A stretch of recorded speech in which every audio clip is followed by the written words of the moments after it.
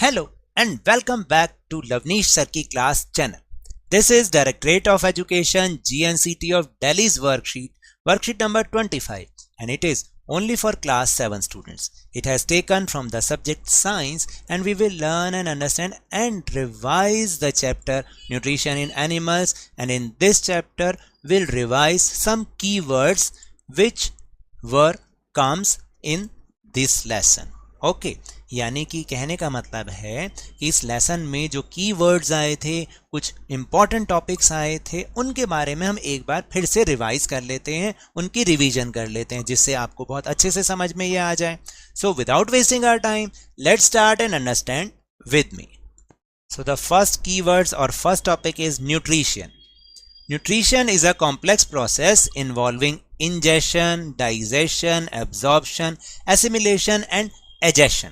यानी न्यूट्रिशन एक बहुत कॉम्प्लेक्स प्रोसेस है जिसके अंदर और कई प्रोसेस भी शामिल होते हैं, जैसे इंजेशन यानी फूड को इनटेक करना, डाइजेशन उसको डाइजेस्ट करना, एब्जॉर्प्शन उससे सारे न्यूट्रिशन लेना, एसिमिलेशन उसको बॉडी में फिर वो आगे जो अनडाइजेस्टेड फूड होता है उसका एजेशन भी होता है. तो ये सारे छोटे छोटे प्रोसेस मिलकर पूरे न्यूट्रिशन प्रोसेस को बनाते हैं. और न्यूट्रिशन इसलिए भी ज़रूरी है क्योंकि अगर सर्वाइव करना है तो न्यूट्रिशन बहुत ज़रूरी है. जितने भी लिविंग बींग्स हैं अपने सर्वाइवल के लिए न्यूट्रिशन लेते हैं और इससे मिली एनर्जी को वो डिफरेंट फंक्शंस में यूज़ भी करते हैं. और यहाँ पर अगर आप देखेंगे तो यहाँ पर बहुत सारे इसको फिगर के थ्रू भी दिखाया गया है कि किस तरीके से इंजेशन करते हैं, फिर डाइजेशन होता है, एसिमिलेशन होता है, एब्जॉर्प्शन होता है और एजेशन भी होता है.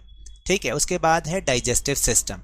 The digestive tract and associated glands together constitute the digestive system. और यहाँ पर जो देखिए डाइजेस्टिव सिस्टम के लिए भी ये यूज़ हो रहा है यही वाली फिगर, कि इसमें बताया गया है जो हमारा डाइजेस्टिव ट्रैक्ट है, जैसे यहाँ से जैसे मैंने आपको बताया था ना कि यहाँ जाता है फूड, फिर यहाँ जाता है, फिर स्मॉल इंटेस्टाइन, लार्ज इंटेस्टाइन और फिर एनस से वो बाहर भी हो जाता है जो अनडाइजेस्टेड फूड होता है ना.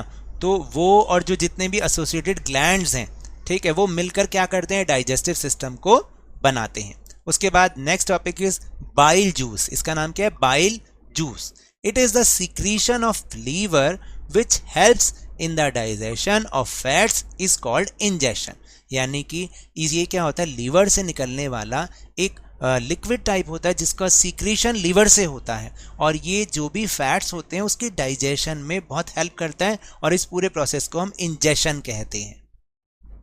फोर्थ इज मिल्क टीथ, यानी कि दूध के दांत.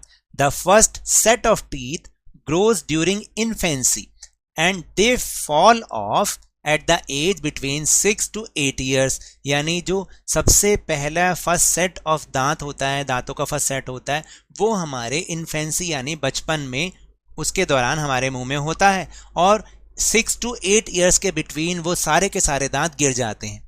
These are termed milk teeth, और इन्हें ही हम मिल्क टीथ कहते हैं या दूध के दांत कहते हैं. उसके बाद next topic is ruminants. Ruminants कौन होते हैं, the grazing animals like cows, buffaloes and deer are known as ruminants. Ruminants क्या होते हैं कि ये जल्दी जल्दी इंजेशन कर लेते हैं अपने फूड का, और फिर बाद में उसको छोटे छोटे स्मॉल पीसेस में वापस अपने मुंह में लेकर आते हैं और उसको च्यू करते हैं और फिर उसको डाइजेस्ट करते हैं. तो जितने भी ग्रेजिंग करने वाले एनिमल होते हैं यानी चरने वाले, जो जैसे कि काउ, बफेलो एंड डियर, इनको हम रूमिनेंट्स कहते हैं. और उसके बाद है next topic is pseudopodia.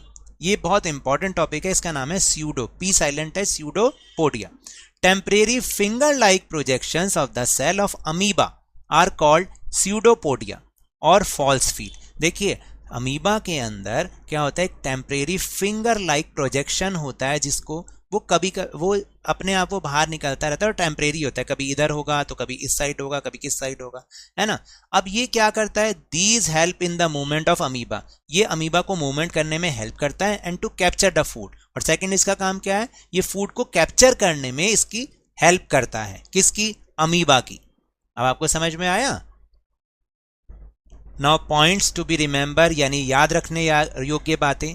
The basic process of digestion of food and release of energy is the same in all animals. यानी सभी प्राणियों में जो डाइजेशन, फूड का डाइजेशन का प्रोसेस होता है लगभग सेम होता है, और उससे जो एनर्जी निकलती है और वो जो उनका यूज़ करते हैं वो लगभग सेम ही होता है. So now we'll move on question answer section. Question 1 is a filling the blanks, और टू भी फिलिंग द ब्लैंक्स ही है। देखिए, dash and dash together constitute the digestive system, यानी कौन कौन मिलकर डाइजेस्टिव सिस्टम को बनाते हैं। देखिए, the digestive tract and the associated glands together constitute the digestive system, यानी जो डाइजेस्टिव ट्रैक्ट होता है जो मैंने दिखाया था आपको, और जो एसोसिएटेड ग्लैंड्स होते हैं वो मिलकर डाइजेस्टिव सिस्टम को बनाते हैं। सेकंड क्वेश्चन इज बाइल जूल्स helps in the digestion of, किसके डाइजेशन में हेल्प करता है बाइल जूस, जो कि लिवर से सीक्रेट होता है, fats. Question number 3 is write two functions of pseudopodia of amoeba, amoeba में जो स्यूडोपोडिया के क्या दो फंक्शंस है वो बताने। These help in the movement of amoeba, क्या करते हैं ये अमीबा के मूवमेंट में हेल्प करते हैं। And these help to capture the food, और ये उसके फूड को कैप्चर करने में भी हेल्प करते हैं। Now question number 4, question number 4 is what is the need of nutrition in animals, यानी एनिमल्स में या सभी प्राणियों में न्यूट्रिशन की क्यों ज़रूरत है, क्या ज़रूरत है वो बताना कि क्यों ज़रूरी है वो। तो इसका आंसर मैंने यहाँ पे लिख दिया, all living beings need nutrition to survive, survive करने के लिए, सर्वाइवल के लिए उनको न्यूट्रिशन की ज़रूरत है, विच दे गेट फ्रॉम फूड, और जो उनको कहाँ से मिलता है न्यूट्रिशन, फूड से मिलता है। This gives them energy which they use for various functions, और इससे उन्हें एनर्जी मिलती है जिसका वो वेरियस फंक्शंस में, डिफरेंट वर्क्स में यूज़ करते हैं। टेलीग्राम ऐप पर भी हमने अपना चैनल लवनीश सर की क्लास बनाया, जिसका लिंक आपको वीडियो के डिस्क्रिप्शन बॉक्स में मिल जाएगा। वहाँ से आप हमारे उस चैनल को ज्वाइन कीजिए, तो आपको सारी वर्कशीट्स के लिंक्स एक साथ एक जगह पर मिल जाएंगे, आपको कहीं सर्च करने की ज़रूरत नहीं पड़ेगी। So now that's all for this worksheet. अगर मेरे इस तरह समझाने से अब आपको समझ में आने लगा है तो इस चैनल और वीडियो को लाइक कीजिए, लाइक का बटन ही तो दबाना है, दबा दीजिए, शेयर कीजिए, और अगर आप न्यू हैं तो सब्सक्राइब भी कर लीजिए ताकि सारी नोटिफिकेशंस आपको टाइमली मिल जाएं। But remember, whenever you will go outside, please wear your mask, keep maintaining physical distance of 6 feet और 2 yards, और जब भी आपकी बारी है कोरोना की वैक्सीनेशन जरूर लगवाएं, क्योंकि कोरोना को हराना है और जिंदगी को एक बार फिर से सुहाना बनाना है। इसी उम्मीद के साथ थैंक यू वेरी मच।